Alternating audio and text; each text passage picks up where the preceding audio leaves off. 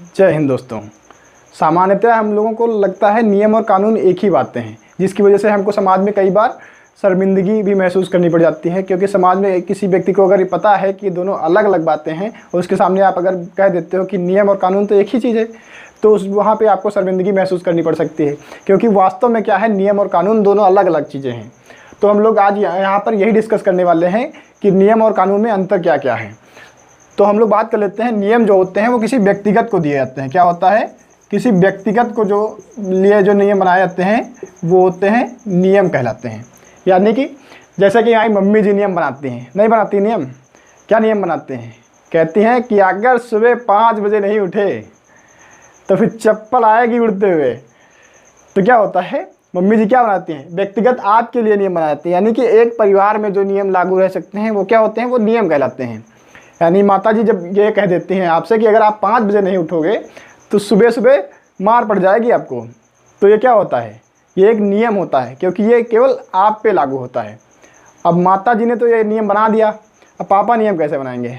पापा मतलब heavy driver होते हैं, तो पापा क्या बनाएंगे, थोड़ा अजीब नियम बनाएंगे। अब CBSE वालों की अलग बात है, पर हमारे यूपी वालों में क्या होता है, पापा क्या कहते हैं, सुबह अगर उठे नहीं टाइम पे तो लठ चलेगा। और कैसे नियम बनाते हैं पापा, मान लीजिए जो गांव के लोग होते हैं उनके पापा क्या नियम बनाते हैं कि सुबह तुम बेटा जाओगे, तुम सुबह भैंस को नहलाओगे, तुम सानी बनाओगे, और क्या कहते हैं, अच्छा तुम बच्चों तुम सुबह गोबर फेंकना। तो यही बनाते हैं ना। CBSE वालों में क्या बताते हैं पापा, वहाँ बताते हैं बेटा देखो सुबह जल्दी उठना, मंजन करना, अगर आप मंजन नहीं करोगे तो आप गंदे बच्चे कहलाओगे, और ऐसा है ना कि अगर आप मंजन नहीं करोगे तो हम आपसे बात नहीं करेंगे। लेकिन हमारे यहाँ बात नहीं करने को कहते हैं, तो लट चला देंगे, लट, अगर सुबह उसके बंधन नहीं किया तो ये क्या होते हैं, ये हमारे घर के नियम बन जाते हैं। मम्मी क्या नियम बनाती हैं, सुबह 5 बजे उठना है। पापा क्या नियम बनाते हैं, वो तो आप जान ही चुके हैं, सुबह उठ के क्या करना है, भैंसों को नहलाना है। तो क्या हो जाता है, ये हमारे नियम हो जाता है, क्योंकि ये एक परिवार में लागू होते हैं, एक व्यक्तिगत के लिए लागू होते हैं। वहीं पर कानून क्या होते हैं, ये पूरे समाज के लिए होते हैं। क्या होता है, कानून पूरे समाज पर लागू होते हैं। अब देख लेते हैं क्या होता है। मान लीजिए अगर जो ये आपके नियम हैं, मान लीजिए आपकी मम्मी ने जो नियम बनाया है ये पूरे समाज पे लागू कर दिया जाए। यानी कि आपकी मम्मी कह दें अगर इस कॉलोनी में कोई भी सुबह 5 बजे उठा नहीं तो सबके चप्पल पड़ेगी मेरी, उड़ती हुई आएगी। ऐसा हो जाए, नहीं होगा ऐसा। अगर ऐसा हो जाता है तो क्या होगा, लड़ाई हो जाएगी आपस में, यार कॉलोनी में लड़ाई हो जाएगी। अब आपके पापा हैं तो क्या ये कह देंगे पूरे देश में कोई भी सुबह 5 बजे सो के नहीं उठेगा तो सोच लेना मेरा लठ चलेगा। और क्या कहेंगे, सुबह आके मेरी भैंसों का गोबर उठाना आके। क्या पूरे समाज से ऐसा कह सकते हैं, नहीं कह सकते, वो आपसे कह सकते हैं व्यक्तिगत। तो क्या होता है, नियम को पूरे समाज, पूरे कानून जो नियम है ये अगर पूरे समाज पे लागू कर दिए जाते हैं तो क्या हो जाता है, वो कानून बन जाते हैं। अब कैसे, ये कुछ ऐसे नियम हैं जो पूरे समाज के लिए ज़रूरी हैं, अगर वो नियम बना के पूरे समाज को लागू करा दिए जाते हैं तो वो क्या बन जाता है, कानून बन जाता है। अब कोई भी नियम पूरे समाज पे लागू कैसे होता है, तो हमारा संविधान क्या कहता है,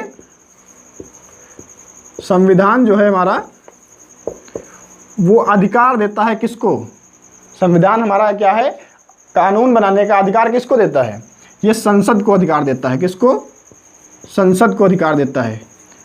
केंद्र में संसद बनाता है, राज्य में विधानमंडल बनाती है ये कानून।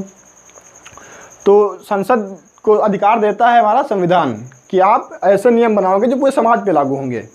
जैसे आपके यहाँ IPC बन जाती है, CRPC बन जाती है, क्या है, ये कानून है, पूरे समाज पे लागू होते हैं। ऐसा नहीं किसी एक व्यक्ति के लिए है, ये सबके लिए बराबर है। तो क्या होता है, संविधान जो है संसद को या विधानमंडल को ऐसा अधिकार देती है कि वो कानून बना सकें।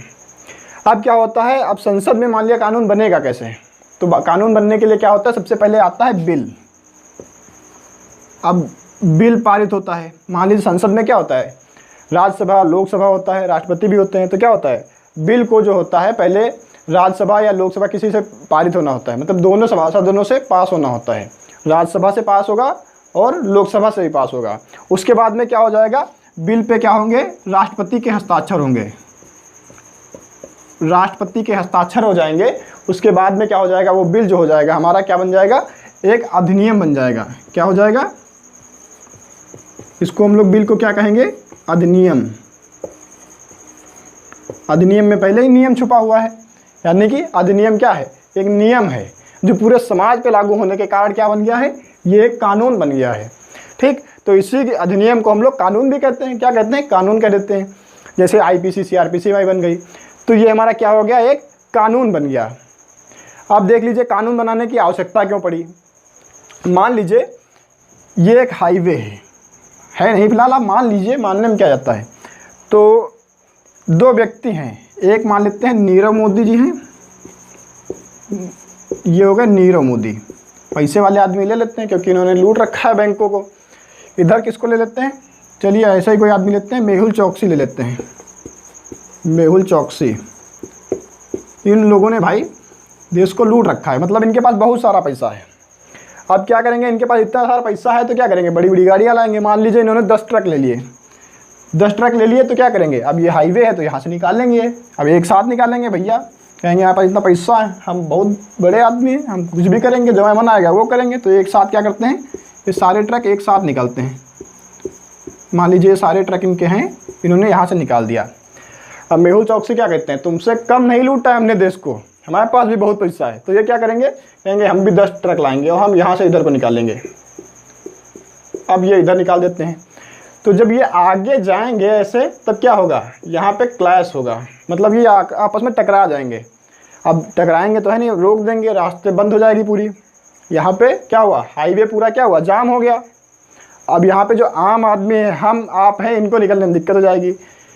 ये तो चलो मान लिया अलग अलग बैठे हैं, कोई दिक्कत नहीं इनको, इनके ट्रक आपस में भिड़ गए, भिड़ते रहेंगे, क्या करेंगे, कुछ भी होता है, कोई दिक्कत नहीं। लेकिन यहाँ पे क्या हो गया? अव्यवस्था हो गई। क्या हो गया? अव्यवस्था हो गई, जिससे आम नागरिक को नुकसान होने लगा। आम नागरिक को नुकसान क्या हुआ कि वो सड़क से निकल नहीं पाएगा क्योंकि यहाँ पे जाम लग गया पहले से ही। तो ये एक अव्यवस्था फैल गई। लेकिन इस अव्यवस्था को सुधारने के लिए हम लोग क्या करते हैं? कानून बना देते हैं। कैसा कानून? मान लीजिए ये अगर एक हाईवे है, ठीक, अब इनके पास इतनी गाड़ियां हैं, मान लीजिए 10 गाड़ियां इनके पास हैं और 10 इनके पास भी हैं। अब ये लोग एक साथ निकलना चाहते हैं तो कैसे निकालेंगे? हम लोग इसमें एक डिवाइडर बना देंगे।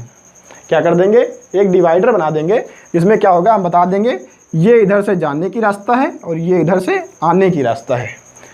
अब इनसे कह दिया जाएगा मेहुल चौकसी भाई से कि भाई साहब आप अपनी गाड़ियाँ यहाँ से ऐसे निकाल लीजिए, ये ऐसे करके आप यहाँ से गाड़ियाँ निकाल लीजिए, कोई दिक्कत नहीं। और नीरव मोदी से क्या कहा जाएगा? आपको इधर जाना है ना, तो जाइए भाई, कौन रोक रहा है, आप इधर से जाइए। ये बना दिया गया भाई हाईवे। ये क्या हो गया नियम? जिसको इधर जाना है वो इस साइड से जाइए, जिसको उधर जाना है उस साइड से जाइए, कोई दिक्कत नहीं। अब इसमें क्या होगा? जाम लगेगा? नहीं लगेगा। ये आराम से इधर निकल जाएंगे, ये आराम से इधर निकलते चले आएंगे। इससे आम जनता को भी कोई परेशानी नहीं होगी। तो क्या हो गया? ये एक व्यवस्था बना दी गई, ठीक, ये एक क्या बन गया? ये एक व्यवस्था बना दी गई। इतना समझ में आया? अब जो एक व्यवस्था बना दी गई है, अगर इसका कोई उल्लंघन करता है, मान लीजिए एक व्यवस्था बना दी गई, बता दिया गया कि आप इधर से ही जाएंगे, अगर आपको इधर जाना है तो आप इस वाले रूट का यूज़ करेंगे, ना कि इधर से जाएंगे। अगर आप इधर से जाते हैं इधर को आने के लिए, तो आपको क्या होगा? दंड मिलेगा। मान लीजिए कोई भी दंड दे देते हैं, अगर आप इधर से जाएंगे तो आपको कोई एक दंड दे दिया जाएगा या कुछ सज़ा दे दी जाएगी, जो कुछ भी होगा, जुर्माना या फिर थप्पड़ लप्पड़ जो कुछ पुलिस दे देती है, उपहार स्वरूप ले लेना। तो क्या होता है? दंड दे दिया गया। तो जहाँ पर बात दंड की आ गई तो मतलब कानून बन गया, एक व्यवस्था बनाई गई। और अगर व्यवस्था का उल्लंघन कोई कर रहा है तो उसके लिए दंड अगर दिया जा रहा है तो क्या हो गया? वो एक कानून बन गया।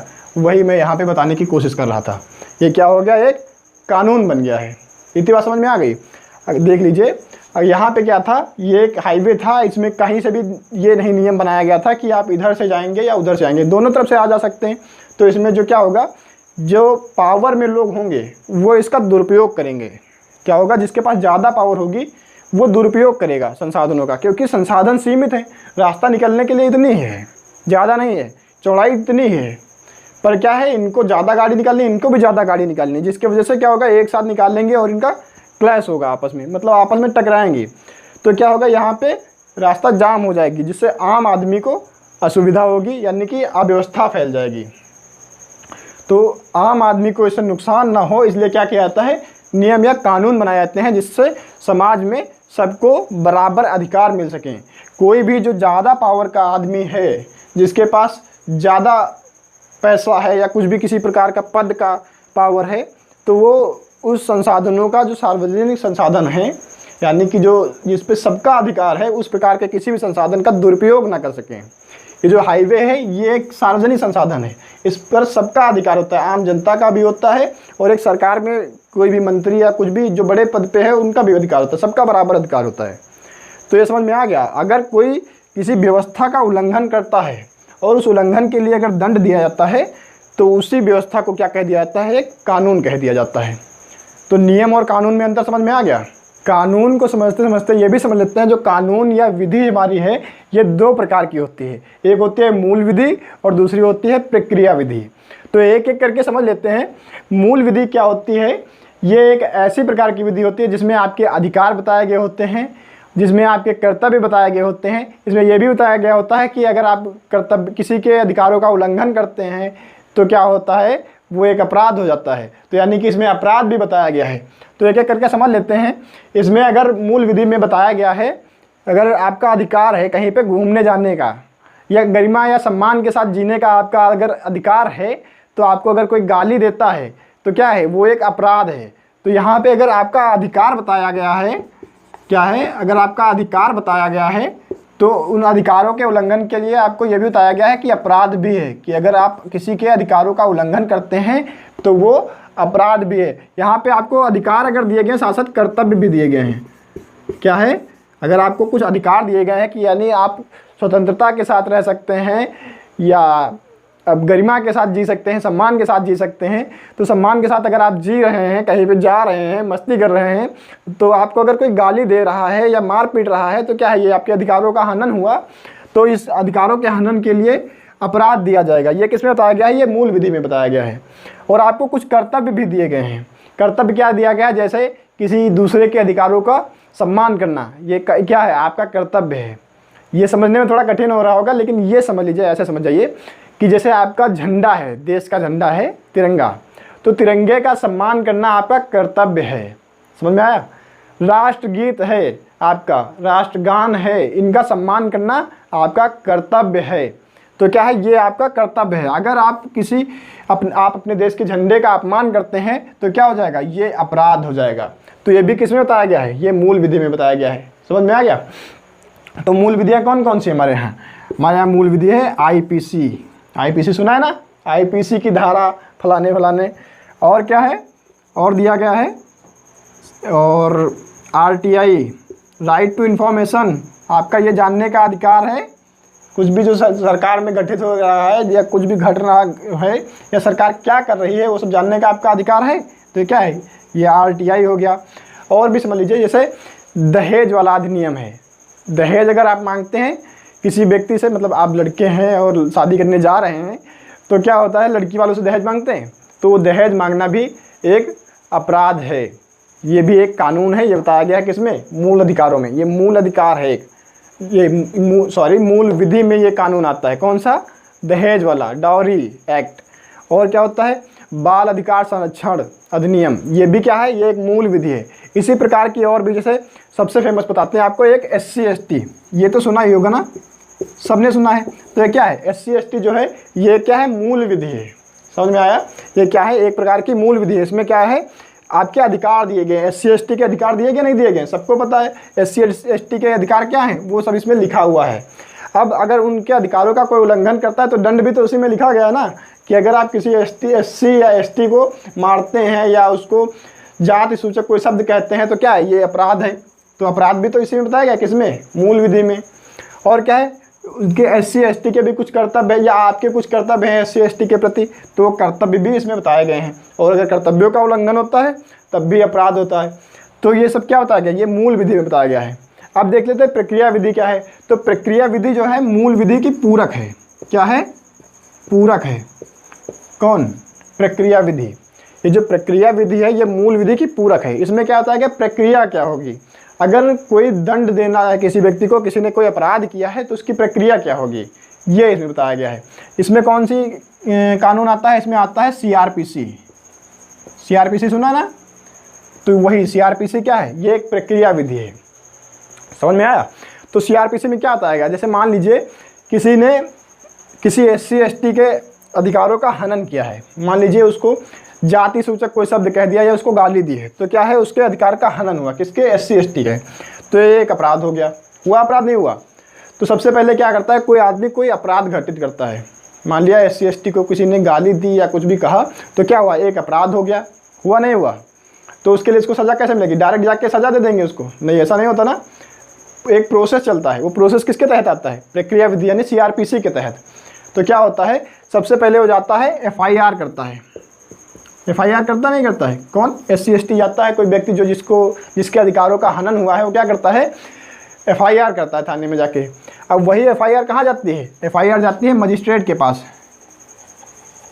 ये पुलिस अधिकारी होता है वो मजिस्ट्रेट के पास ले जाता है, बताता है फला फला आदमी का अधिकारों का हनन हुआ है, या फिर उसको किसी ने जातिसूचक शब्द कहा या कुछ भी कोई अपराध घटित किया है। तो मजिस्ट्रेट क्या कहता है, पुलिस को क्या कहता है, इन्वेस्टिगेशन करने का आदेश देता है। ठीक, तो पुलिस क्या करती है, इन्वेस्टिगेशन करती है। अब इन्वेस्टिगेशन करेगी तो क्या होगा, सबूत इकट्ठा करेगी पुलिस, सबूत या गवाह बात करेगी, भाई पूछेगी कौन वहाँ पे शामिल था, किसने सुना है उसको गाली देते हुए या उसको मारते पीटते, तो सबूत हो जाएंगे, इकट्ठा होंगे। अब वो सबूत क्या करेगी, पुलिस वाला क्या करेगा, मजिस्ट्रेट के पास पेश करेगा। तो जो सबूत पेश करेगा तो उस पर क्या होगा, इंक्वायरी होगी। तो मजिस्ट्रेट क्या करेगा, उस पर इंक्वायरी करेगा।